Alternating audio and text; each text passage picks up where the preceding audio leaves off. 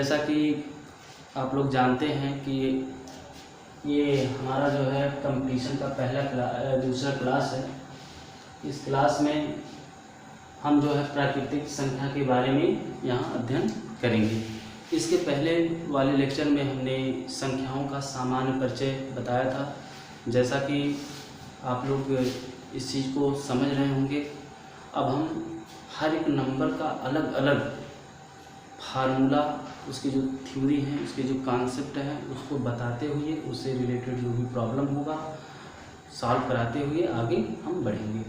तो यहाँ हम प्राकृतिक संख्या के बारे में आज चर्चा करेंगे कि प्राकृतिक संख्या जो है मतलब इससे रिलेटेड क्या थ्योरी है, इसके क्या फीचर हैं, इनके बारे में हम बताएंगे। और प्लस प्राकृतिक संख्या क्या होता है इसके बारे में हमने पहले बताया था कि जैसा कि प्रत्येक गिनी जा सकने वाली संख्याओं को जो है कौन सी संख्या बोलते हैं, प्राकृतिक संख्या बोलते हैं। जैसे 1 से लेकर अनंत तक की जो संख्याएं होते हैं उसे हम प्राकृतिक संख्या कहते हैं। अब इसमें जो आपके एग्ज़ाम में क्वेश्चन पूछे जाते हैं जिन फार्मूलों से, ये फार्मूला आपका है, इसी कॉन्सेप्ट से ही क्वेश्चन आपके एग्ज़ाम में पूछे जाते हैं। जैसे पहला है प्राकृतिक संख्या का n वां पद क्या होता है। प्राकृतिक संख्या का n वां पद ये नहीं होता है, ये आपको ध्यान में रखना है।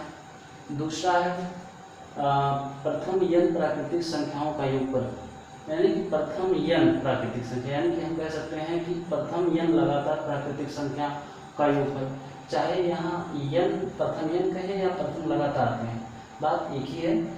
इनका जो योगफल होता है, इनका फार्मूला है n ब्रैकेट में n+1/2 होता है।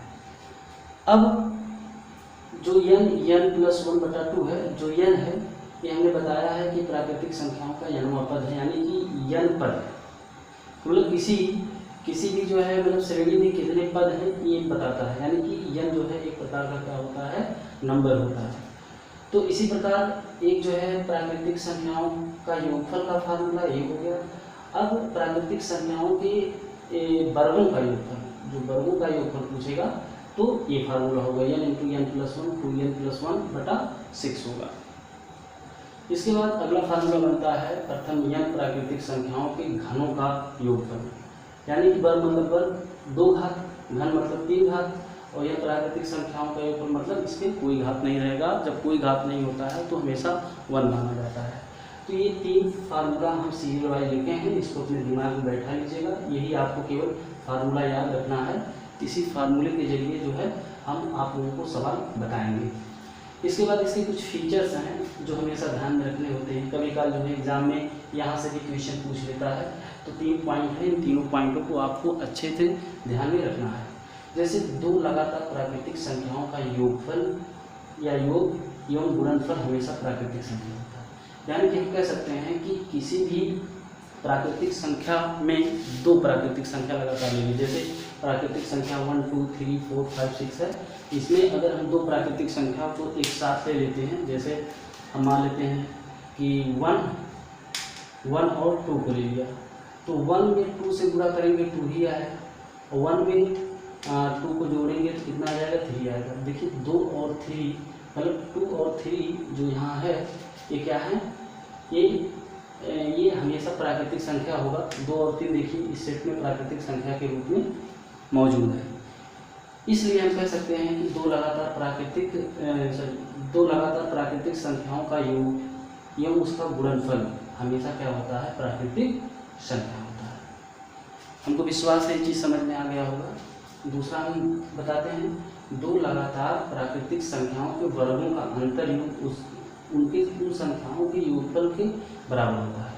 मतलब किसी भी 2 लगातार प्राकृतिक संख्या ले लीजिए, उसका वर्ग कर लीजिए, उस वर्गों का जो अंतर होगा उसके संख्याओं के योगफल के बराबर होगा। मतलब जो संख्या हम ले रहेंगे उन संख्याओं के योग के बराबर होगा। अब कैसे होगा यहाँ हम बताते हैं। जैसे हम मान लेते हैं यहाँ 4 है 5 है, 2 संख्या हम ले लिए, 4 और 5 ले लिया। अब 4 5 को वर्ग कर दीजिए, तो 4 चौक 16 पंचम 25 हो गया। इन दोनों का अंतर देख लीजिए कितना होगा। 25 में से 16 निकालेंगे तो कितना आएगा, 25 में से 16 निकालेंगे तो यहाँ हो जाएगा 6 5 11 8 7 15। तो 8 हो गया। 16 8 1 मिनट। 25 में से जब 16 निकालेंगे तो 16 9 25 होता है, तो 25 माइनस 16 इक्वल टू 9 आया। इसी प्रकार इनका जो अंतर 9 आया, और फिर इन संख्याओं का योगफल लिख लेते हैं। ये जो संख्या 4 लिए हैं वो 5 लिए हैं, 4 और 5 जब आपस में जोड़ेंगे तो 4 5 9 हो जाएगा। अब यहाँ हम देख रहे हैं कि इनके वर्गों का अंतर 9 भी आ रहा है और इन संख्याओं का योगफल भी 9 आ रहा है, यानी कि दोनों आपस में बराबर हो रहे हैं। इसलिए यहाँ कहा गया है कि दो लगातार प्राकृतिक संख्याओं के वर्गों का अंतर उनके यानी उन संख्याओं के योग के बराबर होता है। उन संख्याओं के योग के बराबर, किन संख्याओं का मतलब जो संख्या में रहेंगे इन संख्याओं के योग के बराबर होगा। फिर इसके बाद अगला फीचर आ जाता है 4 लगातार प्राकृतिक संख्याओं का गुणनफल हमेशा 24 से पूर्णतः विभाज्य होगा। मतलब कोई 4 लगातार प्राकृतिक संख्या ले लीजिए और चारों प्राकृतिक संख्याओं को आपस में क्या कर दीजिएगा, मल्टीप्लाई कर दीजिए, यानी गुणा कर दीजिए। इसके गुणा करने के बाद हम 24 से भाग देंगे तो 100% उस 24 से क्या हो जाएगा, विभाज्य हो जाएगा। ये जो है क्वेश्चन में अधिकतर पूछा जाता है। जैसे हम मान लेते हैं कि 101 102 103 104 ये 4 लगातार प्राकृतिक संख्या हम ले लेते हैं। इन चारों संख्याओं को आपस में क्या कर दीजिए, गुणा कर दीजिए। गुणा करने के बाद जो भी आएगा यहाँ, चाहे जो भी आएगा, इसके बाद वो संख्या 24 से विभाज्य होगा 100%। तो परीक्षाओं में ऐसे क्वेश्चन दिया जाता है कि यदि 101 102 103 104 संख्या 101 102 103 104 105 ऐसे करके दे देगा और कहेगा कि क्या जो है 24 से विभाज्य हो गया नहीं। तो आप समझ लीजिएगा अगर वो प्राकृतिक संख्या है तो 100% 24 से विभाज्य होगा, अगर प्राकृतिक संख्या नहीं है तो 24 से विभाज्य नहीं होगा। तो अब हम आते हैं यदि प्राकृतिक संख्याओं का यन्मापट, मतलब ये 4 हमने बता ही दिया और 4 के बारे में हम यहाँ चर्चा करेंगे। तो प्रथम यदि प्राकृतिक संख्याओं का योगफल, तो एक सिंपल फार्मूले से हम बताते हैं, एक सिंपल सवाल लेकर बताते हैं कि कैसे कभी एक फार्मूला लगेगा, कभी लगेगा, कभी लगेगा। तो देखिएगा, तो हम एक क्वेश्चन लेते हैं। क्वेश्चन ये है कि 1 + 2 + 3 + 4 + एंड सो ऑन + 10 यहाँ तक दिया है कि तक के संख्याओं का योगफल क्या होगा। तक के संख्याओं का योगफल क्या होगा। अब जोड़ेंगे बहुत समय लग जाएगा। ये मतलब संख्या दिया हुआ है, संख्या 1 + 2 + 3 + 4 एंड सो ऑन + 10 तक के संख्याओं का योगफल क्या होगा। अब हम लोग जानते हैं कि प्रथम n प्राकृतिक मतलब प्रथम n लगातार प्राकृतिक संख्याओं का योगफल का फार्मूला यहाँ है, और जो n है वो जो है क्या होगा, पदों की संख्या। अब यहाँ टोटल पदों की संख्या देख लीजिए, 1 2 3 4 एंड सो ऑन 10 तक है, लगातार है, तो दैनिक 10, इसमें पदों की संख्या कितना है, 10 है। यानी कि n बराबर हम क्या ले लेते हैं, 10 ले लेते हैं। जब n बराबर 10 है तो संख्याओं का योगफल क्या होगा। तो संख्याओं का योगफल का फार्मूला हम लोग जानते हैं, n × n + 1/2। तो n का मान इसी में रख दीजिए, तो 10 फिर 10 + 1 बटा क्या हो जाएगा, 2 हो जाएगा। फिर इक्वल टू, अब 10 × 11 है, 10 × 11/2 हो गया, 2 × 2 2 5 10 हो गया।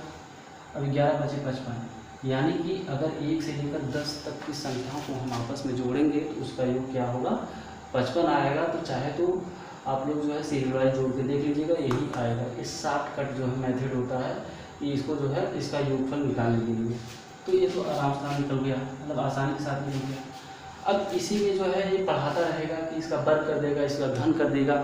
अब यहाँ आपको पता है अगर लगातार प्राकृतिक संख्या है तो 100% उसका जो है यन्मा पद आप लोगों को पता होगा, मतलब कितने पद हैं, मतलब इस जो है श्रेणी में कितने पद हैं। जब पदों की संख्या पता हो जाएगा तो आसानी के साथ फार्मूले के द्वारा उसका मान या उसका योगफल हम निकाल सकते हैं। तो चलिए अब इसी सवाल पे हम दूसरा जो है लेते हैं वर्गों का योग। ऐसे पूछ लेगा कि संख्या 1 का स्क्वायर, 2 का स्क्वायर, 3 का स्क्वायर, 4 का स्क्वायर एंड सो ऑन 10 का स्क्वायर तक के संख्याओं का योगफल ज्ञात कीजिए। अब आप लोगों को पता है कि अगर प्राकृतिक संख्या लगातार दिया हुआ है और वर्गों का योगफल पूछ रहा है, यहाँ देखिए वर्ग लगा हुआ है तो वर्गों का योगफल है। इसका मतलब अगर ये वर्गों का योगफल पूछ रहा है तो हम वर्गों का योगफल वाला फार्मूला बनाएंगे, यानी कि प्रथम यन, यानी कि प्रथम यन लगातार, उसको लगातार बोलते हैं, ठीक है। प्रथम यन लगातार प्राकृतिक संख्याओं के वर्गों का योगफल n +1 2n+1/2, यानी कि हमको क्या यहाँ पता करना है कि यनमा पद पता करना है, जो यनमा पद वो कौन सा है। तो यहाँ हम देख रहे हैं कि 1 2 3 इस प्रकार से हमको 10 नंबर मिल रहे हैं, यानी कि 10 नंबर अगर मिल रहे हैं तो यनमा पद क्या हो गया 10 हो गया, यानी कि n बराबर यहाँ 10 है। तो इसका योगफल क्या होगा, तो इसका योगफल जो है फार्मूला आपको पता है n × n + 1 × 2n+1 बटा कितना हो जाएगा 2 हो जाएगा। गुणा कर लीजिए, गुणा करेंगे तो क्या हो जाएगा, उसका n का मान यहाँ रखेंगे तो 10 10 + 1 फिर 10 दूनी 20, यानी कि 20 + 1 बटा कितना हो जाएगा 2 हो जाएगा, बटा 2 हो गया। अब इसको हल कर लीजिए तो 10 हो गया, 10 + 1 कितना हो जाएगा 11 हो जाएगा, गुणे 20 और 21 होगा, बटा कितना हो गया 2 हो गया। अब 2 5 10 हो गया, अब 11 5 55, 55 गुणे कितना हो जाएगा 21। अब यहाँ गुणा कर लीजिए 55 गुणे 21, तो 55 गुणे 21 फट से गुणा कीजिए तो 11 5 55, यह 55 51 55 हो गया, 55 गुना 110, 5 दूनी 10 1 11, 5 5 1 1 हो गया 11 55, यानी कि आपका आंसर क्या आ जाएगा 11 55, यानी कि इन संख्याओं के वर्गों का योगफल कितना हो जाएगा 11 55, यही आपका आंसर हो जाएगा। फिर से देख लीजिएगा, इस संख्याओं के वर्गों का योगफल पूछ रहा है तो आप यहाँ देखें तुरंत यहाँ वर्ग लगा हुआ है, सब पे वर्ग लगा हुआ है। इसका मतलब ये हुआ अगर सब पर वर्ग लगा हुआ है तो संख्याओं का योगफल हम आसानी के साथ निकाल सकते हैं।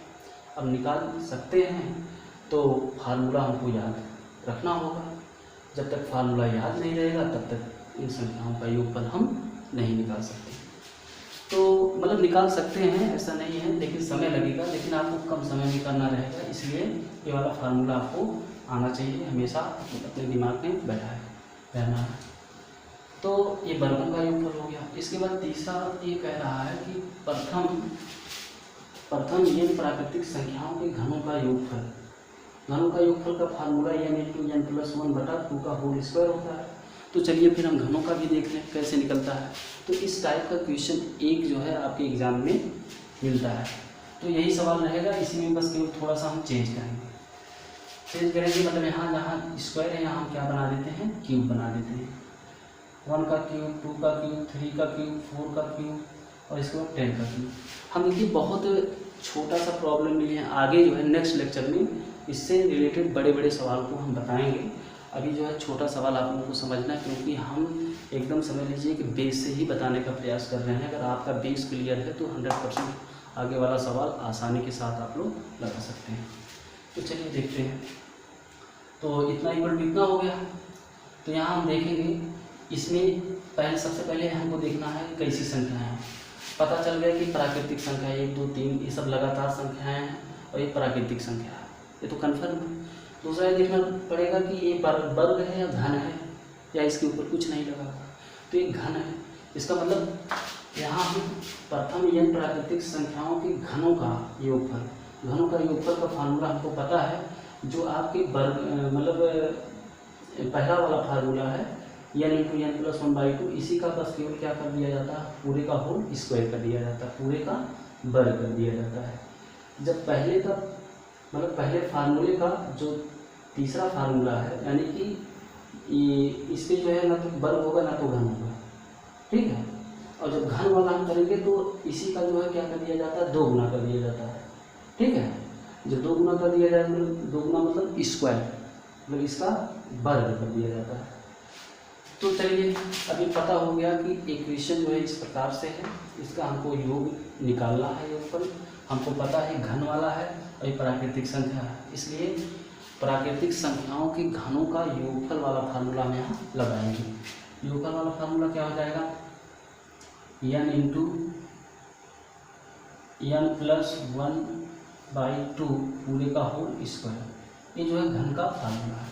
चूँकि n हमने बताया है n पदों की संख्या होता है, देख लीजिए कितना पद है, 1 2 3 4 फिर एंड समान करके दिया हुआ है, लास्टली 10 दिया हुआ है।